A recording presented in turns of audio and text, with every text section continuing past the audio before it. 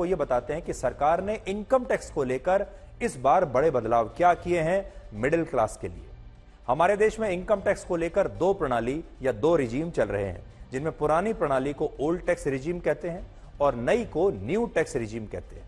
सरकार ने लोगों को यह विकल्प दिया है कि वो इन दोनों में से किसी भी प्रणाली के तहत अपनी आय पर सरकार को टैक्स दे सकते हैं। और क्योंकि केंद्र सरकार चाहती है कि देश में लोग न्यू टैक्स रिजीम को ज्यादा अपनाएं, इसलिए उसने आज इस नए टैक्स रिजीम के टैक्स स्लैब्स और स्टैंडर्ड डिडक्शन में बदलाव किया है।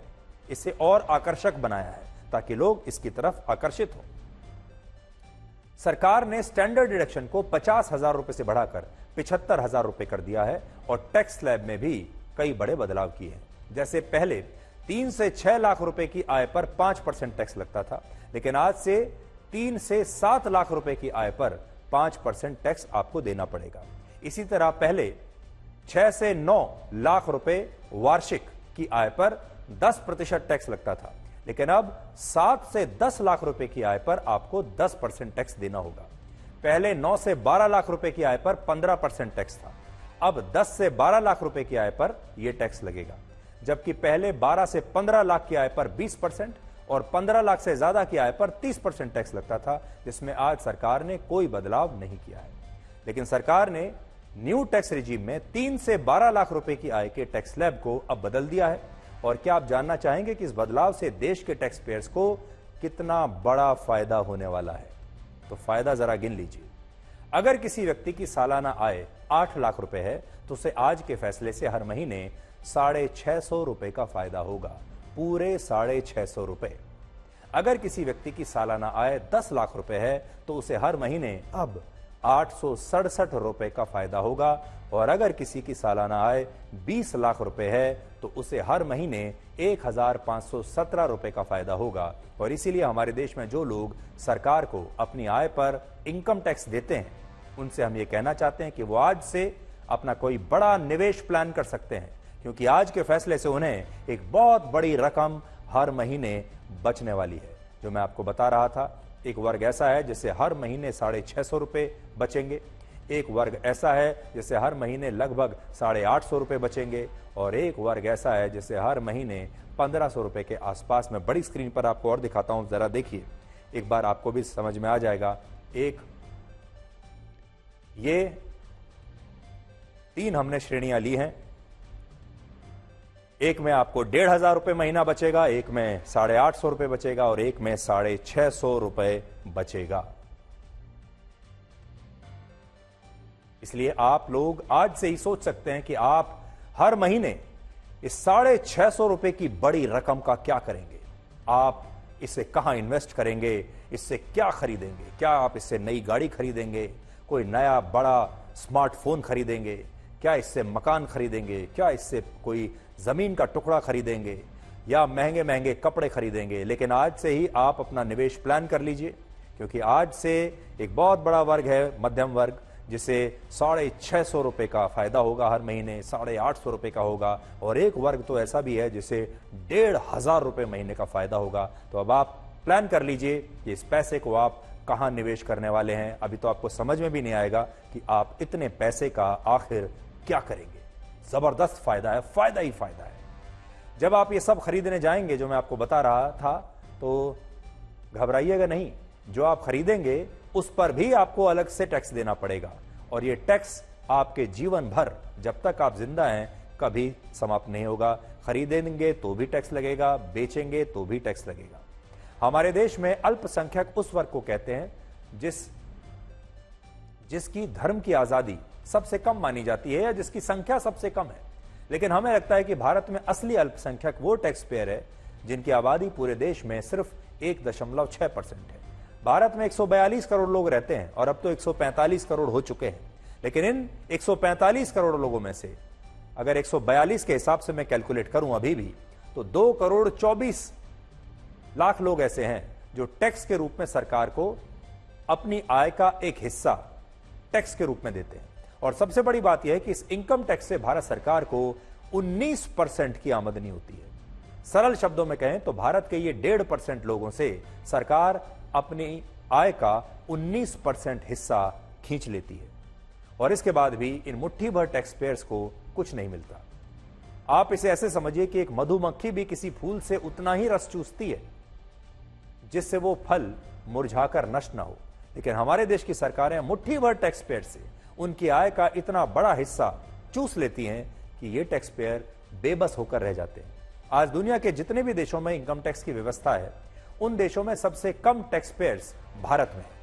अमेरिका में 48% इनकम टैक्स देते हैं, फ्रांस में 58% लोग इनकम टैक्स देते हैं, ब्रिटेन में 49%, चीन में भी 11% लोग इनकम टैक्स देते हैं, जापान में 21% लोग इनकम टैक्स देते हैं, लेकिन भारत में सिर्फ 1.6% लोग ही इनकम टैक्स देते हैं। और इससे आप समझ सकते हैं कि भारत ने पश्चिमी देशों की नकल तो कर ली, वहां की इनकम टैक्स प्रणाली को अपने देश में लागू तो कर लिया, लेकिन इसे इन देशों की तरह सभी लोगों के लिए लागू नहीं किया गया।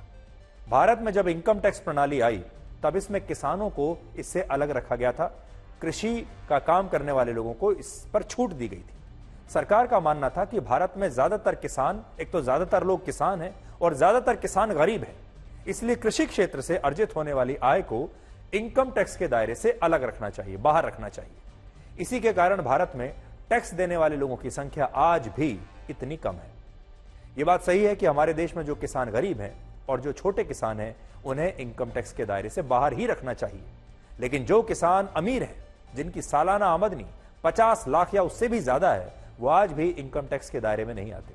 और सोचिए कितनी अजीब व्यवस्था है कि यहां 8 लाख रुपए सालाना कमाने वाला एक आम आदमी सरकार को 10% टैक्स भर रहा है, लेकिन जो किसान सालाना 40 लाख रुपए, 50 लाख रुपए या करोड़ों में कमाता है, उसे सरकार को कोई टैक्स नहीं देना। और इसी का हमारे देश में कुछ लोग फायदा उठाते हैं और वो कागजों पर किसान बन जाते हैं। उदाहरण के लिए हमारे देश की संसद में 1/3 सांसद ऐसे हैं जो कहते हैं कि उनका प्रोफेशन किसान है, जो बताते हैं कि हम किसान हैं, इसलिए उन्हें इनकम टैक्स देने की आवश्यकता नहीं। 1/3 सांसद। इसके अलावा एक रिपोर्ट के मुताबिक भारत में अलग अलग क्षेत्र से आने वाले लोग अपने नाम पर कृषि भूमि दिखाकर किसान बन जाते हैं और अपना सारा टैक्स सरकार को देने से बचा लेते हैं, टैक्स की चोरी कर लेते हैं। और इन लोगों में बड़े बड़े एक्टर्स उनके परिवार के लोग भी हैं। उदाहरण के लिए हाल ही में अभिनेता शाहरुख खान की बेटी ने खेती करने के लिए जमीन खरीदी और इस जमीन के लिए रजिस्ट्रेशन के कागजों में खुद को किसान बताया। आज आप खुद सोचिए कि सुहाना खान को किसान बनने की आखिर क्या आवश्यकता पड़ी होगी। सच्चाई यह है कि हमारे देश में बहुत सारे लोग खुद को कागजों पर किसान दिखाकर अपना इनकम टैक्स बचाते हैं और यह बड़े स्तर पर होता है, सब इसके बारे में जानते हैं। और क्योंकि हमारे देश में लगभग 50% आबादी कृषि क्षेत्र से जुड़ी है, इसलिए टैक्स पेयर्स की आबादी भारत में सिर्फ 1.5% रह गई है। और इन 1.5% टैक्स पेयर्स को टैक्स देने के बाद सरकार से क्या मिलता है? शायद कुछ नहीं। हमारे देश की सरकारें इन टैक्स पेयर्स को साफ पानी और साफ हवा तक नहीं दे पाती, बिजली नहीं दे पाती 24 घंटे। जब ये लोग साफ पानी के लिए बाजार में वाटर प्यूरिफायर और आरओ खरीदते हैं और साफ हवा लाने के लिए अपने घर में एयर प्यूरिफायर खरीदने के लिए जाते हैं और बिजली के लिए इन्वर्टर खरीदकर अपने घर में रखते हैं, तो सरकार इन पर भी लग्जरी टैक्स लगा देती है, इन्हें लग्जरी आइटम मानती है और 18% इन टैक्स पेयर से दोबारा वसूल लेती है, क्योंकि ये लग्जरी आइटम है। अब आप सोचिए, एक व्यक्ति जो सारे टैक्स भरता है, इनकम टैक्स देता है, लेकिन सरकार उसे साफ हवा नहीं दे पाती, प्रदूषण चारों तरफ प्रदूषित हवा दे रही है। और जब वो इससे बचने के लिए खुद का इंतजाम करता है और इस तरह का वाटर एयर प्यूरिफायर अपने घर के लिए खरीदता है, उस पर 18% जीएसटी है, क्योंकि सरकार इसे भी लग्जरी आइटम मानती है।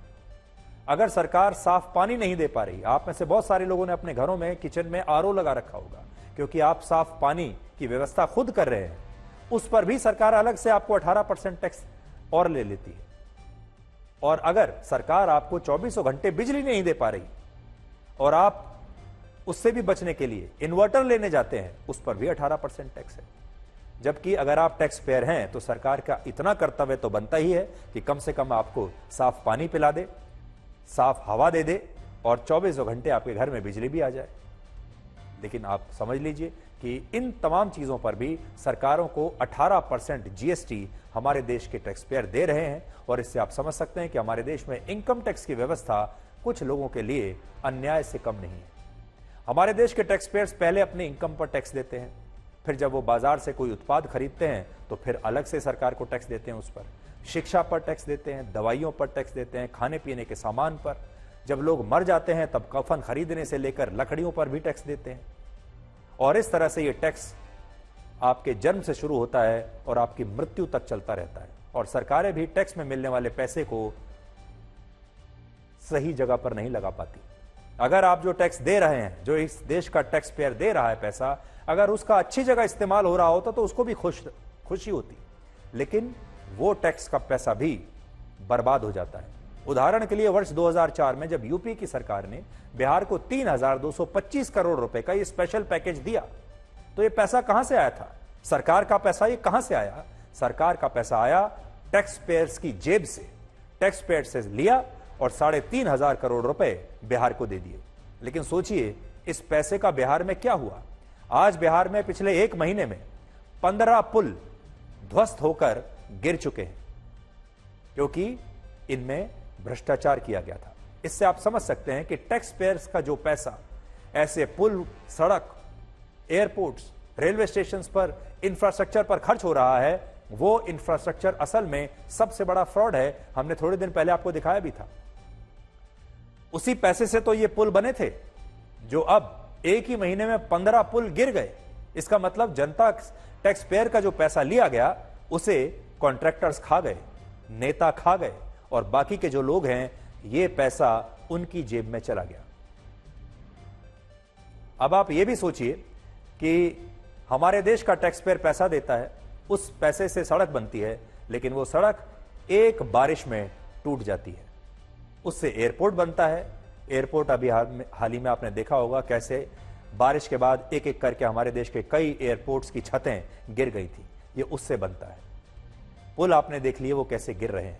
ये सारा उस टैक्स पेयर की जेब से जा रहा है पैसा, जिससे ये सब स्टैंडर्ड सामान बनता है, और ये असल में पैसा भ्रष्टाचार के जरिए किसी और की जेब में चला जाता है। तो एक बहुत बड़ा विषय है जो आज हम देश के सामने रख रहे हैं। इंफ्रास्ट्रक्चर जो बनता है देश के लोगों के पैसे से बनता है, कम से कम उसे तो मजबूत बनाइए। कम से कम ऐसा इंफ्रास्ट्रक्चर तो बनाइए जो कम से कम 10, 20, 25, 50 साल तो चले। ऐसा कैसे हो सकता है कि वो इंफ्रास्ट्रक्चर एक साल में एक बारिश को भी बर्दाश्त नहीं कर पाता?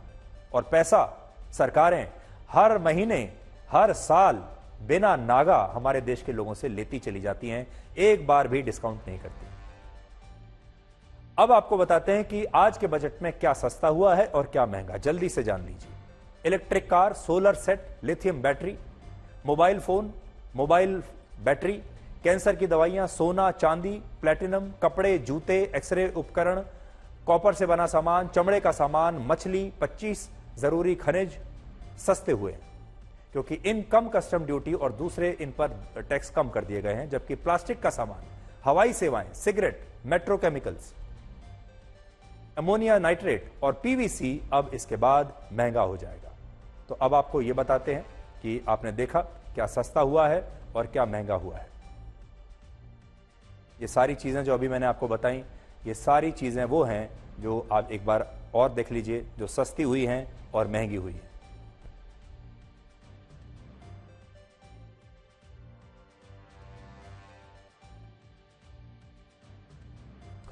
तो हमने सरल शब्दों में आपको आज के बजट के बारे में सब कुछ बताने की कोशिश की, और अब इस बजट का आपके जीवन पर असर धीरे धीरे होना शुरू हो जाएगा।